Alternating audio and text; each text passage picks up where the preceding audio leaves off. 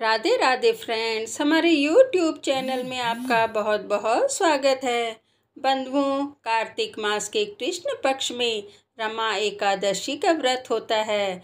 दीपावली के 4 दिन पूर्व पड़ने वाली कार्तिक मास के कृष्ण पक्ष की इस एकादशी को लक्ष्मी जी के नाम पर रमा एकादशी कहा जाता है। इस दिन भगवान विष्णु के पूर्णावतार कृष्ण जी के केशव रूप की पूजा आराधना की जाती है। इस एकादशी का व्रत करने से जीवन में वैभव और अंत में मोक्ष की प्राप्ति होती है। धर्मराज युधिष्ठिर बोले कि हे भगवान, अब आप मुझे कार्तिक मास की कृष्ण पक्ष की एकादशी की कथा सुनाइए।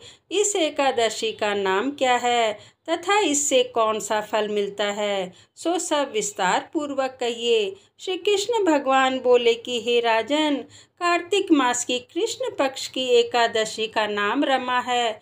इसके व्रत से समस्त पाप नष्ट हो जाते हैं। इसकी कथा इस प्रकार है।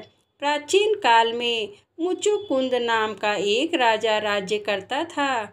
उसके इंद्र, वरुण, कुबेर, विभीषण आदि मित्र थे। वह सत्यवादी तथा विष्णु भक्त था। उसका राज्य बिल्कुल निष्कंटक था।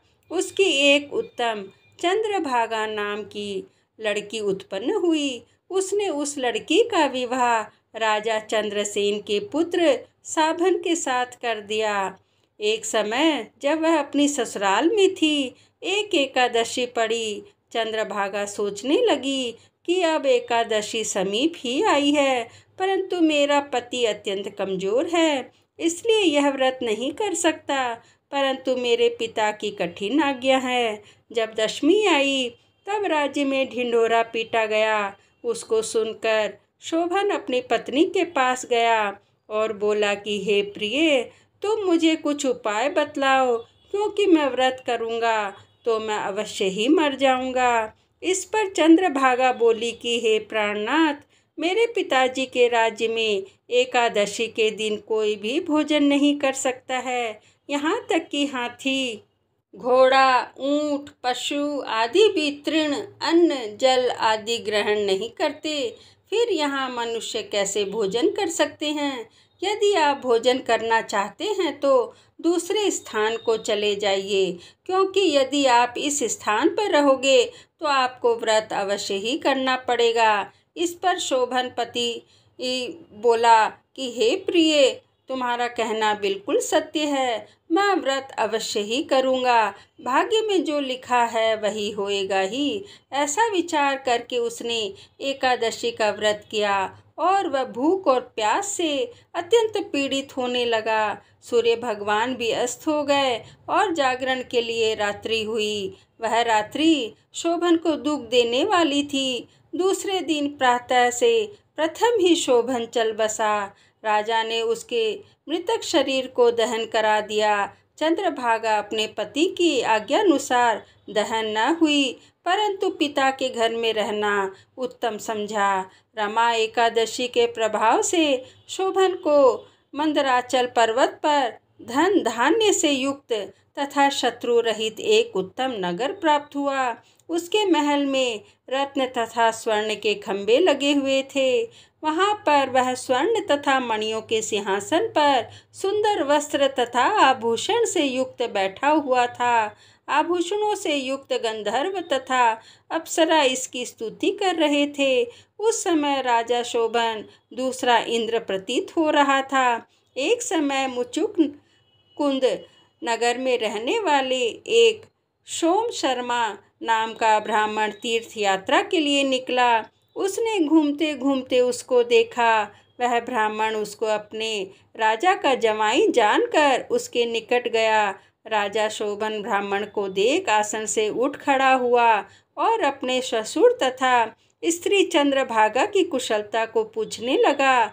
सोम शर्मा ब्राह्मण बोला कि हे राजन, हमारे राजा कुशल हैं तथा आपकी पत्नी चंद्रभागा भी कुशल है। अब आप अपना वृतांत बतलाइए। मुझे यह बड़ा आश्चर्य है कि ऐसा विचित्र और सुंदर नगर, जिसको न तो मैंने कभी सुना और न कभी देखा है, आपको किस प्रकार प्राप्त हुआ। शोभन बोला कि हे देव, यह सब कार्तिक मास की कृष्ण पक्ष की रमा एकादशी व्रत का प्रभाव है।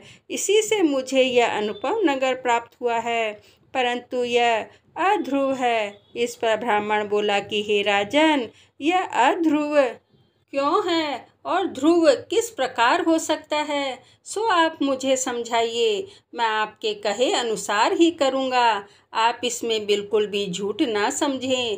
शोभन बोला कि हे देव, मैंने अश्रद्धापूर्वक व्रत किया था, उसके प्रभाव से मुझे यह नगर प्राप्त हुआ है, इसलिए मैं इसे अध्रुव मानता हूँ। यदि तुम इस वृत्तांत को राजा मुचुकुंद की पुत्री चंद्रभागा से कहोगे तो वह उसको ध्रुव बना सकती है। ब्राह्मण ने वहां आकर चंद्रभागा से समस्त वृत्तांत कहा। इस पर राजकन्या चंद्रभागा बोली कि हे ब्राह्मण देव, आप क्या वह सब वृत्तांत प्रत्यक्ष देख करके आए हैं या अपना स्वप्न कह रहे हैं? इस पर ब्राह्मण बोला कि हे पुत्री, मैंने तेरे पति शोभन को तथा उसके नगर को प्रत्यक्ष देखा है, परंतु वह नगर अध्रुव है। तुम कोई ऐसा उपाय कर जिससे कि वह ध्रुव हो जाए। इस पर चंद्रभागा बोली कि हे महाराज, आप मुझे उस नगर में ले चलिए, मैं अपने पति को देखना चाहती हूँ। मैं अपने व्रत के प्रभाव से उस नगर को ध्रुव बना लूँगी। चंद्रभागा के वचनों को सुनकर वह ब्राह्मण उसको मंदराचल पर्वत के पास वामदेव के आश्रम को ले गया। वामदेव ने उसकी कथा को सुनकर चंद्रभागा को मंत्रों से अभिषेक किया। चंद्रभागा मंत्रों तथा व्रत के भाव से दिव्य देह धारण करके पति के पास चली गई। शोभन ने अपनी स्त्री चंद्रभागा को देखकर प्रसन्नता पूर्वक उसे वाम अंग में बैठाया। चंद्रभागा बोली कि हे प्राणनाथ, अब आप मेरे पुण्य को सुनिए। जब मैं अपने पिता के गृह में 8 वर्ष की थी, तब से ही मैं सविधि एकादशी का व्रत करने लगी हूँ। उन्हीं व्रतों के प्रभाव से आपका यह नगर ध्रुव हो जाएगा और समस्त कर्मों से युक्त होकर प्रलय के अंत तक रहेगा। चंद्रभागा दिव्य रूप धारण करके तथा दिव्य वस्त्रालंकारों से सजकर अपने पति के साथ आनंद पूर्वक रहने लगी और शोभन उसके साथ आनंद पूर्वक रहने लगा। हे राजन, यह मैंने रमा एकादशी का महात्म्य कहा है। जो मनुष्य रमा एकादशी के व्रत को करते हैं, उनके समस्त भ्रम, हत्या आदि के पाप नष्ट हो जाते हैं। जो मनुष्य रमा एकादशी का महात्म्य सुनते हैं, वह अंत समय में विष्णु लोक को जाते हैं। जय श्री कृष्णा।